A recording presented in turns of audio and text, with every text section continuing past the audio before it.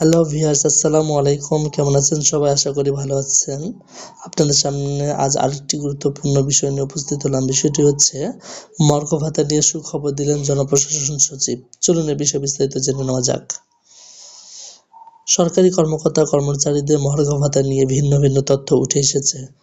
প্রথমে জনপ্রশাসন মন্ত্রণালয়ের সিনিয়র সচিব মোখলেছুর রহমান জানান, আগামী ৩০ জুনের মধ্যে মর্গ ভাতা ঘোষণা করা হবে। তবে তিনি ভাতার পরিমাণ সম্পর্কে কিছু জানাননি।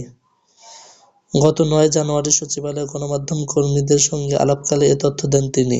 তবে পরবর্তীতে অর্থ উপদেষ্টা সালেহউদ্দিন আহমেদ এক ভিন্ন তথ্য জানান। ২৮ জানুয়ারি তিনি বলেন, সরকারি কর্মকর্তা ও কর্মচারীদের মর্গ ভাতা দেওয়ার বিষয়ে এখনো কোনো সিদ্ধান্ত হয়নি। এ বিষয়ে নতুন করে কথা বলেন জনপ্রশাসন মন্ত্রণালয়ের সিনিয়র সচিব মোখলেছুর রহমান। তিনি জানান, মর্গ ভাতা দেওয়ার সিদ্ধান্ত অর্থ মন্ত্রণালয়ের অধীনে। তিনি আরও বলেন, এ বিষয়ে গুজবে কান না দিয়ে অর্থ মন্ত্রণালয়ের সিদ্ধান্তের জন্য অপেক্ষা করা উচিত।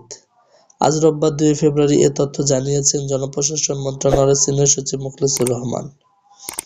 অন্যদিকে প্রশাসনিক সংস্কারের অংশ হিসেবে ঢাকা, চট্টগ্রাম, খুলনা ও রাজশাহীকে ৪টি প্রদেশ করার সুপারিশ করেছে জনপ্রশাসন সংস্কার কমিশন।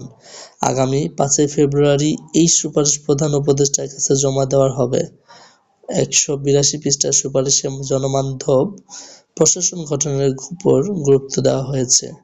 হ্যালো ভিউয়ার্স, আপনারা যদি আমাদের চ্যানেল নতুন হয়ে থাকেন, চ্যানেলটি সাবস্ক্রাইব করে পাশে বেল আইকনটি বাজিয়ে দিন।